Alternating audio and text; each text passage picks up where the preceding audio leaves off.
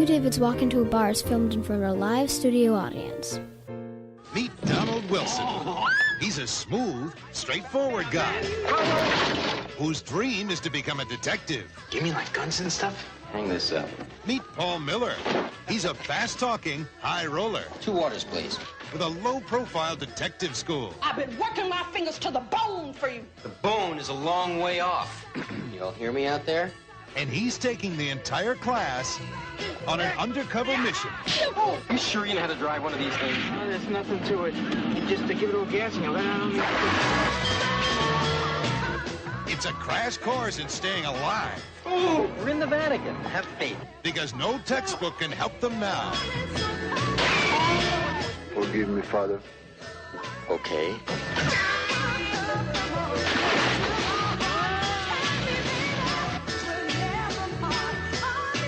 You've got to help me. They're trying to kill me. Lorin Dreyfuss. People are shooting at you. Can't you see that? And they may miss you and hit me. And Dave Landsburg. Oh, my mother was right. This was a stupid idea. Two detectives without a clue. If you really want to hit me, then you hit me, okay? Detective School Dropouts. Welcome to Two Davids Walk Into a Bar. I'm David Lawler, and joining me is David Anderson. How are you, David? I'm well. Hello, new microphone. You sound frickin' fantastic. I do. Now, this is basically take 2 of a show that we were supposed to record, that we were going to record for Blissville, my other podcast, but apparently we had a problem with the recording. Yeah. And since David made me watch this thing, I figured you needed to exercise the demon, as it were. Yeah, I don't want any stone unturned. I'm kind of a freak for closure. Even though you didn't necessarily like this movie at all. Yeah, but I think down the line we will see some very interesting, ridiculous, fun, wonderful, terrible movies. Yeah, that'll actually be entertaining in their badness. That's right, and that's pretty much the premise of the show, because this is our first episode and the pilot, and what we will be doing is looking at a lot of movies that possibly fell between the cracks, maybe some stuff that you may have heard of, maybe some stuff you saw on your video shelf in the video store that you used to go to that we don't do anymore. We don't go there. Now everything is at a keystroke, and all you have to do is go to places like YouTube. That's where David found this movie. Yeah, and I was looking for it too, and I'm looking at, like, right now on the computer as I'm talking to you. I'm actually looking for it again. I think it has gone down again, and it's one of those movies where it goes up. It's like Brigadoon, you know, it's there and then it's gone. Yeah. And maybe it's better that it's gone. I don't know. So, well, okay, you said that you were actively looking for the movie. Now, why were you actively looking for this movie, which is called, let me just intro it. It's called Detective School Dropouts. It's from 1986. It's an action comedy co-starring and written by Dave Landsburg and Lorin Dreyfuss for the Cannon Group, about 2 bumbling private detectives who get themselves hired to find a missing person. So why were you looking for this movie? It was kind of a fuzzy memory. It was like it's kind of like bits of memory of, first I remember that I didn't necessarily think it was that great. And then I remembered like looking up just a few years ago on the internet, I just happened to be reading other things, and they were saying like Detective School Dropouts is the funniest movie I've ever seen, and the slapstick genius. And then, really? Yeah, I know. And then I'm like, well, wait a minute, maybe I need to kind of revisit this. So then I start looking for it, and I'm like, I can't find this thing. And now I'm getting like perturbed. I'm like, and so years go by, and then I'm like looking at other stuff, and then it shows Detective School Dropouts like on YouTube. I'm like, well, I'll watch this. And we had already discussed like stuff we could do. And I said, let's do this movie. And you actually agreed. I'm sorry. And then it's all right, and then but we watched you do owe me. Then, you owe me big time. And then we watched. I will get you back. Okay. I will. And then we watched it, and we did a whole show on it. And then there were some technical difficulties, and so it's lost to the ether. We wound up having a really good discussion that mainly it had nothing to do with the movie. I kept going into areas and then we realized it didn't work, and then we had a whole other conversation that you ended up, I think you ended up being able to use in something else, or you will use in something. Yeah, that'll be the Blissville episode that is coming out on Monday. I think we talk politics, and we get We talk about a few. We talk about a things, few yeah. things, and we talk about some of the things that maybe we shouldn't talk about, but we talked about it anyway. We went there, and we hashed it out. We oiled ourselves up. We wrestled through it, you know. And now here we are with. And now here we are with this, and we're going in dry on this one. So. So we have, as part of the description for the movie, it says they quickly find themselves in the middle of a mob war that takes place between New York City and Rome, when it turns out the missing person is somebody the mob wants to stay missing. It took me an hour into the movie to figure out, Valeria Golino is the missing person. Yes. And apparently she's supposed to be. There's this guy who's in love with her, but he's got to marry this other chick who's not really. He's kind of homely with these big front teeth, makes her look like Shelley Duvall or something. This is a very strange movie to get into, and I have to say right off the bat, it's not necessarily the best example of canon films either. I mean, when you think of canon films, you think of something like really cool, like say Death Wish 3.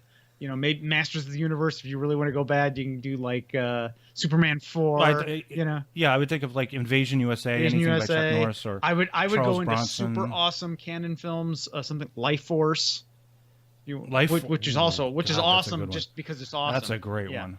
I love that movie, but this is like this is not a good example of a good movie or of a canon movie, because it doesn't have any sort of the best canon things. I mean, there's kind of like half a boob if you look real close. You know what? I would suspect. I would suspect that it was a pickup or something. Yeah. Like somebody made it and then sold it. But the thing is, doesn't it say that it was produced by Golden Globus or something? Yeah. Well, I think once they buy it, everything's a Golden Globus production. I mean, you know.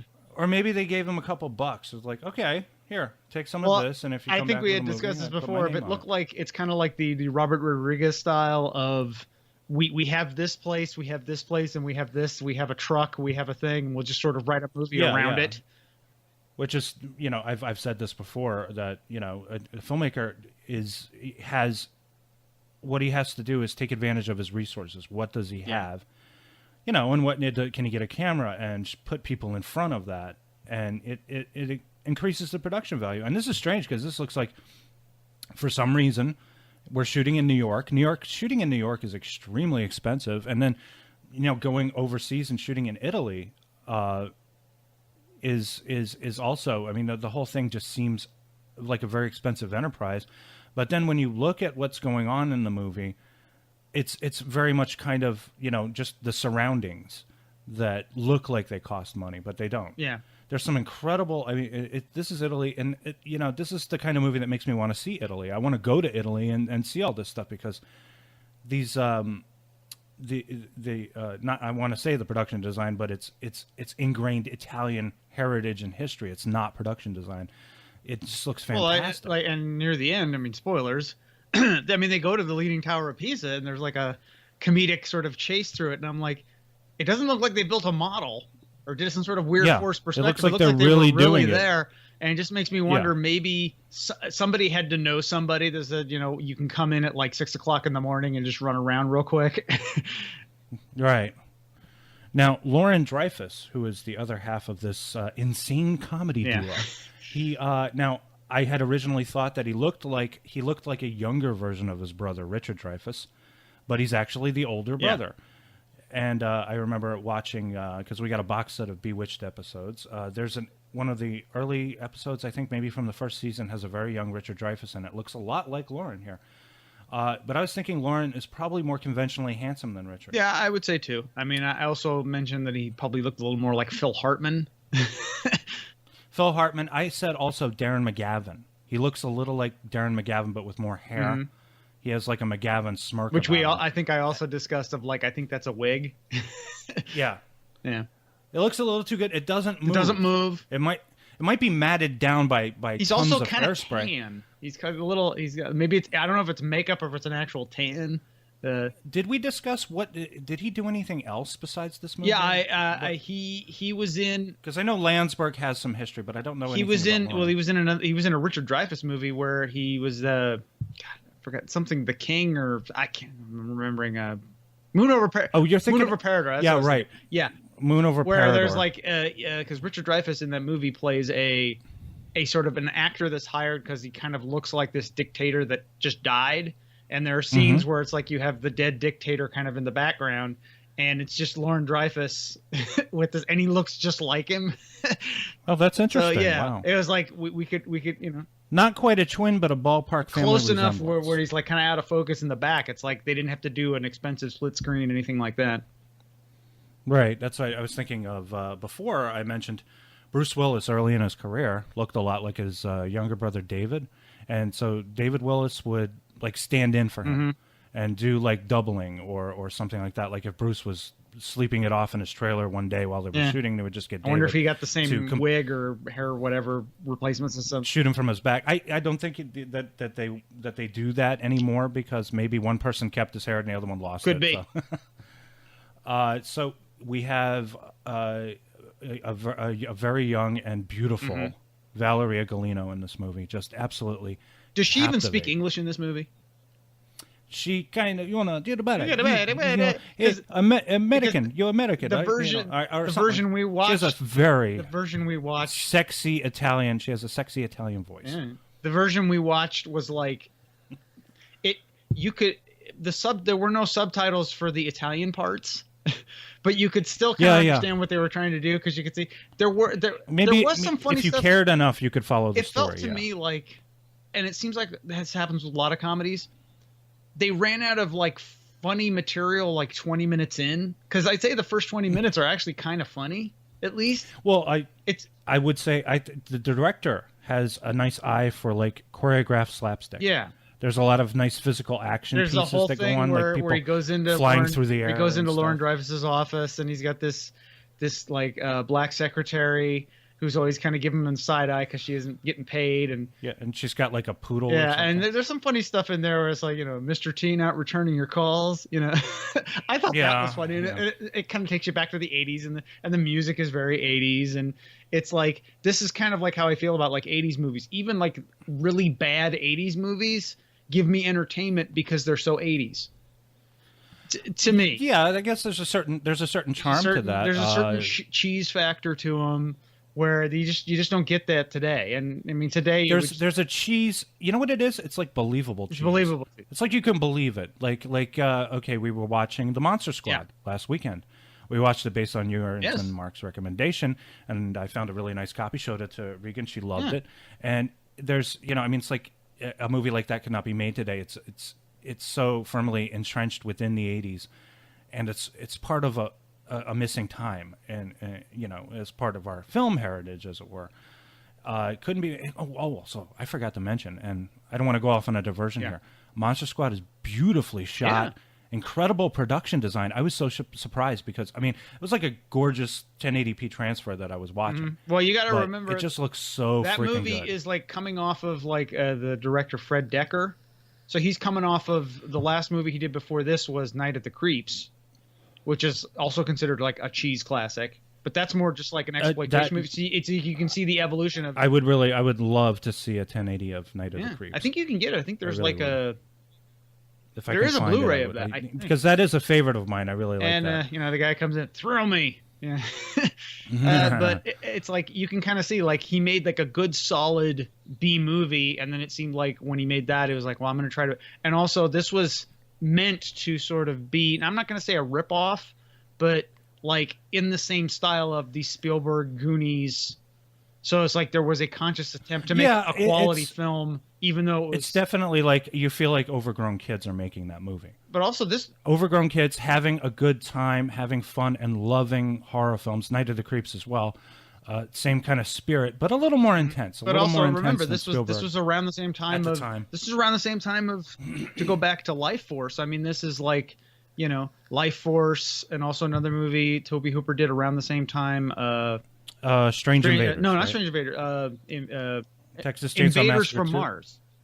I'm sorry, Invaders from Mars. Strange Invaders is was another movie that's also great, but it's a different kind of style. That's more of a sort of an homage to the 50s. It's like a 50s horror homage kind of movie. Great movie. But it's like that's going to be on vintage cable box in the future. These like sort of B movies that are made very high quality, much like all the movies of today, which are all kind of B movies and made high quality. They're B movies made on staggering budgets with too beautiful they're too beautiful. They're not rough. They're not I mean, like this movie, okay, Detective School Dropouts. It's incredibly rough. It is. I feel like it could have gone through a couple of script revisions.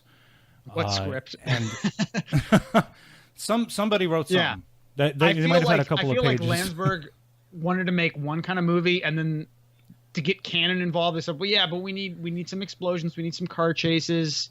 You must help me. Me help? Sure.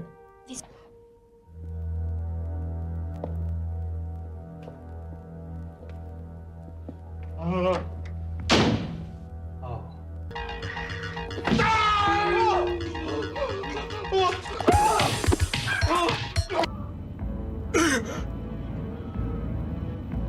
Are you okay, pal? This man is not okay. He doesn't look too good. He doesn't look too good. He's dead. That's why he doesn't look too I good. can see the man is dead. I know when the man is dead. We gotta do something. We gotta tell somebody. You gotta tell somebody. Yeah, tell somebody. Tell somebody what? Tell somebody we stole tickets. Principal of this gun. We don't have passports. Is that what you want to tell somebody? Oh, I hate you. What was that? That was a bullet. He's got a gun. What happens? They basically they get on this airplane to go to Rome, and there's a guy sitting between them who gets poisoned, and as he's dying, I don't know, he gives one of them this jewel, or in a necklace or something like that, and then they get off the plane and they have to get around this whole thing of having the dead body near them or something like that. For a minute, I think it's going to be Weekend at Bernie's, but it turns out not. Oh, by the way, side note, Weekend at Bernie's is probably one of the funniest movies ever made. I gotta say, I caught that like recently, like just it was like I forgot how funny it was, but man, when after Bernie dies and they're trying to just do all the Bernie stuff, that is just ridiculously funny to me to just see that. But it's good. There were even some good elements about the sequel, mainly Terry Kaiser doing his weird dead guy dance every time he hears music. And then they like put like it's like a special sort of voodoo music, ding, ding, ding, ding, and then they put like play it fast, and then they put him on a rickshaw so he can like run. It's just like and he's like running, and you see his legs kind of moving. Like. And that's the sort of thing where it's like the stupider, dumber moments of this movie, I think, work. It's just every time they try and amp it up and do something like a Weekend at Bernie's, it falls flat. Whereas, like, if you just kept it in sort of the Three Stooges style almost. It works better in that. It's just trying to put a plot in that. It makes it worse. Well, yeah, and also, I mean, it's just there's this disconnect with the sound quality of what we were looking at. Just made it sound just abysmal. Oh, okay. But there are some really kind of like shockingly laugh out loud moments in the movie, like the bit with the Ferrari. Yeah. They get into this Ferrari. It looks like a spaceship, and then Yeah. Well, what's funny is they go to the Ferrari, but first, like, it's like their car is parked, their really shitty car is parked right behind it, and they look at that car, and then they look at the Ferrari, and then they just go into the Ferrari, which happens to luckily have keys in it. And then it's like, you know how to drive these it's things? like, are you sure you know how to drive this? He says it's a car. You put the and then it just goes. And then it just reminds me of Spaceballs. Yeah, remember Spaceballs? It's a plaid. Yeah. It kind of half reminded me of like if they could have had fully gone with it, of the stupid, because like they just can't quite get there with the stupid, where it's like they could have been like 2001, you know, they could have seen like rainbows and but they didn't do that. Yeah, but it's like they go past and there's like the standing joke of like this woman that like was on the plane or something, and there's this old woman who she's kind of unpleasant anyway. I know she's going on this vacation with her husband or something like that. And she's not really having a good time anyway. And every time she's around, they're around. And they're always, you know, something happens that makes her, I guess, the butt of the but her husband sees the car coming. And then it's like, he's trying to take a picture of her. And she's like, where should I stand? He's like, move closer. And he's like getting her into the street. And then the car goes like whoosh, and then she goes and she flies across, and I think he like smiles or it's obviously meant to be a goofy physical slapstick comedy. But then in the they're either violent, unpleasant, or in the mafia. Yeah. Which doesn't seem, politically correct if you're shooting in Italy. No. Seems legit, It's not. But the, in the 80s, you had more of an opportunity to get unusual movies out there because distribution was key, and Canon was obviously one of Canon and New World Pictures and New Line Cinema were these smaller companies that were actually seriously. Or if you want to go like studios. this was right around the time of pretty much any movie could get made because they could sell, like, it was video. Video was the big thing. I mean, streaming is, you go on Netflix and it's like, what the hell is this movie? I'd never even heard of this. Yeah. Your drive-in movie of the 70s was supplanted by the direct-to-video phenomenon of the mid 80s and maybe to just mid for legal 90s, reasons it had to play in a few theaters or something, but then it would go right to video. And then can you imagine though? I mean, like, this probably there was an advertisement for this movie and it was playing in the theater. This and came out right before the just complete. They just cut the middleman and went direct to video, and then you had the direct to video movies. Yeah, and in my opinion, I think what we're seeing now with Netflix is sort of copying that. Yeah, what they're doing is like the producers are making these kind of expensive and it's movies. even cheaper for them. It's even cheaper for them because think about it. All you need is one source. Yeah. One source, you're making the consumer do all the work for you. Yeah. By they download it, they watch it, they stream it on their thing. They're the ones doing the work. Well, I think you put it out with there. With Netflix, it's like they have X amount of dollars for acquisition, so they can just at their discretion spend $90 million on a Brad Pitt movie that was produced, and Brad Pitt gets paid.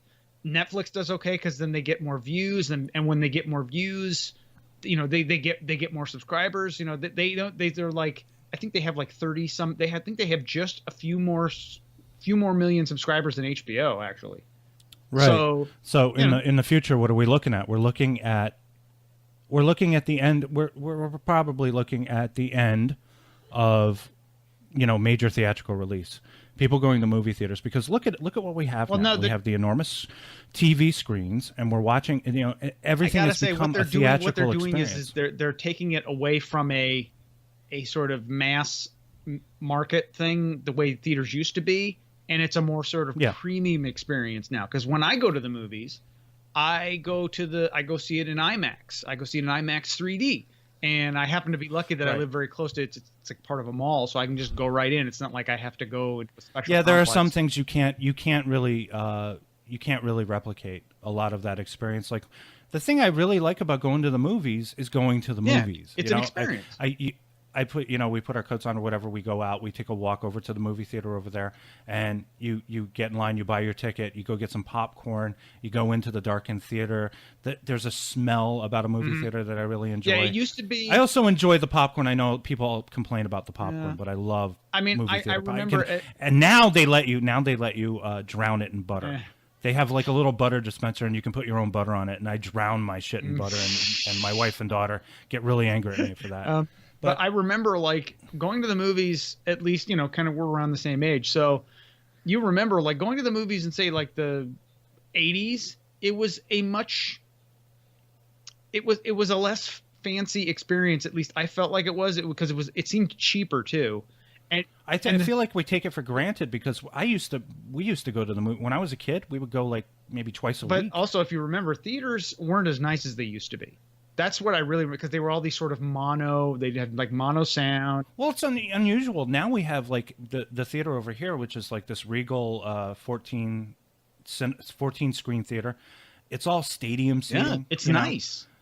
It's not because I was going to go see Logan in IMAX or I was going to see it in IMAX or in the Dolby Cinema, but like within a week they put Kong in both those theaters. So I ended up seeing it in sort of a standard theater, and even in the standard theater, it was close to say an IMAX or Dolby experience. Just in a regular side theater, it was really good. But yet, I have my own setup.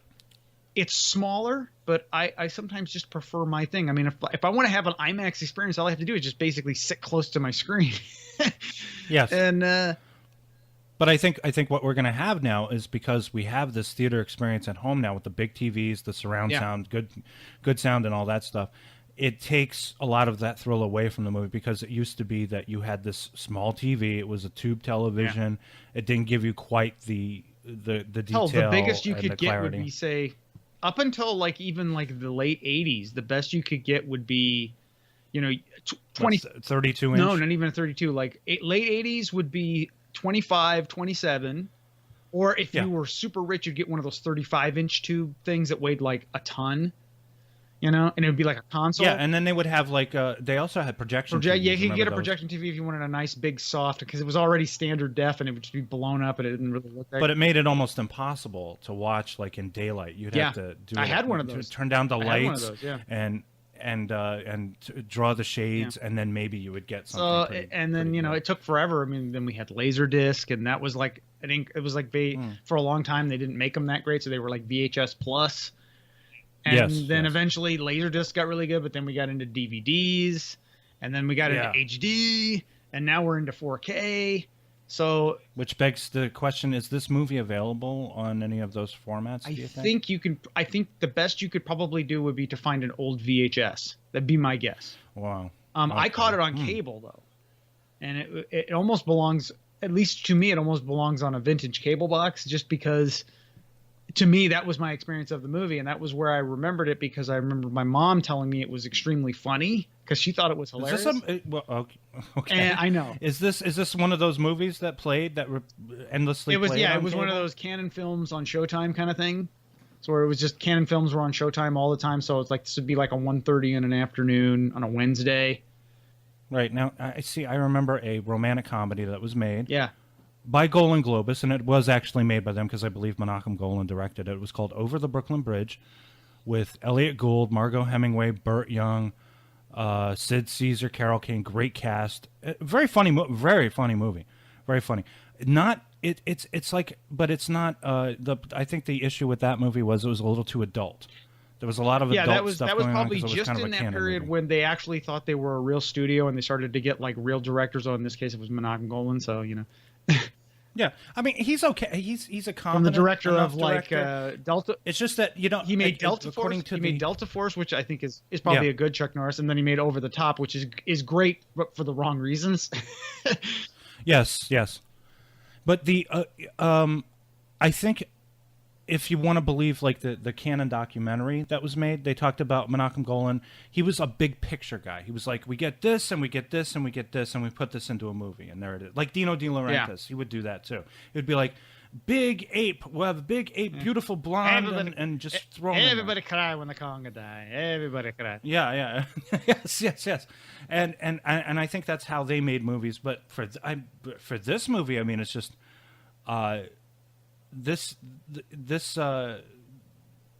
What is being done here is it has that kind of style of let's just throw everything at the screen, no matter what happens. Let's throw everything at it. I feel like if it had been rated R and could have been dirtier, it might have been a better movie, because then it would have just been fully there. But it seemed like that is part of the problem. It's kind of harmless. Yeah, it's like a harmless. It's PG. There's like half a boob, but that's about it if you look real close. But that's it, and it's like. It doesn't seem to know what it wants to be, and that's kind of like a problem that a lot of movies have, where it's like pick a genre and stick with it, or know what your tone is, like know what you're trying to do, know what you're aiming for. Like Monster Squad. Monster Squad's got a lot going on in it. Oh, but but it's awesome because they know what they want to do. And also, I think you have competent Americans who know how to entertain their audience. Yes. That's the one thing we do well, and that's what they love in Europe. As a matter of fact, they love our movies. They love the big spectacle, and that's why our movies make more money overseas than they do here. I don't think they could have. I mean, I'm trying to think, like, could they have sold this one, like starring Mark Landsberg and Lorin Dreyfuss? I mean, they'd be like, ooh, yes. So yeah. I mean, they probably know Valeria. Yeah, they probably know that. That probably be like she was a model before she became an actor. But I was just thinking, because we have this, there's like a painting of Valeria in the movie, and I was thinking, oh, this is like Vertigo. I get it. This is brilliant. But in addition they to weren't that smart. The movie depicting Italians in an unflattering light. If they're not in the mafia, then they're violent jerks. But they eventually rescue Valeria, But he, you know, I mean, like, if this movie had any balls, he would have nailed her. That wasn't going to happen. So it really just comes across as an episode of Two Broke Girls, except, you know, not really good at all. Without the cleavage. Without the cleavage, without Cat. So the movie was not successful at the box office. This is from the Wikipedia, and I wrote in my notes, no shit, in all caps.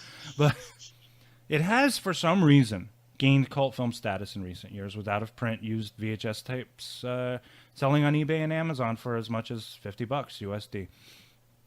So, I mean... I would not pay $50 for this movie. Maybe sealed. You know, like it was never opened. Maybe. I might... if I was going to buy it, I would only buy it with the intent of holding on to it for a couple of years and waiting for some idiot that really wants it and then selling it back. That really wants it badly. Yeah. So it's got this 80s synth soundtrack. It's very much steep, which is still stuck in my head, by the way. Yeah. Yeah. This is interesting too. Apparently, it's the only film released from the Cannon Group to have lost money at the box office. I don't know that can be true. I mean, if they sold it to cable and it played on cable a lot, they probably made their money back from. And between that and the VHS, they probably at least broke even. The thing looked like it cost about $1.90 to make. $1.90 or like 500,000 lira, which I guess takes us to our final joke, which is that they think that this necklace that this dead guy gave them is going to be instead worth of taking I think the $250,000 reward or something. Yeah. And they're in New York, which is strange. They go back to New York. They take it to a guy. What do you call those dudes? What do you call those dudes who appraise? An appraiser. Yeah, they take it to an appraiser. Antiques appraiser. And he's like, "What was the ultimate? What was the final amount? 800,000 lira, or something like that." No, I think it was 300,000. Anyway, and they think the whole joke of it is they think that he's talking about American money, which I assume that too. Watching, he's in America. If they're in America, why would he charge them lira? Are you sure they're back in America? Yeah. Well, yeah, of course they're back in America. Instead, he gives them 300,000 lira, and then he takes his cut. And they're like, "Well, how much is that?" And what was the? It was like $174 or something. Yeah. Okay, so $174 for that instead of getting the 250,000. You know, it's just, were they expecting that maybe these two gentlemen would appear in Detective School Dropouts 2, Electric Boogaloo? Yes, Landsberg and Dreyfuss are going to be the Martin and Lewis of their time. Or not. Or not. I don't know what they wound up. Actually, Landsberg wound up working on many different TV shows as a writer and producer in the future, didn't he? And Lorin Dreyfuss took his money and did not use drugs like his brother, and was able to invest it and did fine. Maybe he had. Maybe he was able to put a down payment on his house. Canon stock, maybe. I don't know. Maybe they gave him Canon stock like right before the company collapsed or something. Oh well. So anything further you want to say on Detective School? I'm sorry. I'm sorry. As God is my witness, I thought turkeys could fly. Okay. I guess I couldn't put it better than that. So let's wrap this up. This has been Two Davids Walking to a Bar. And next time, I don't know what we're doing next time. Maybe a vampire movie. Maybe we'll just talk about our day or, How was your day? That sucked. All right. Good night, everybody. Say good night, David. Good night, David.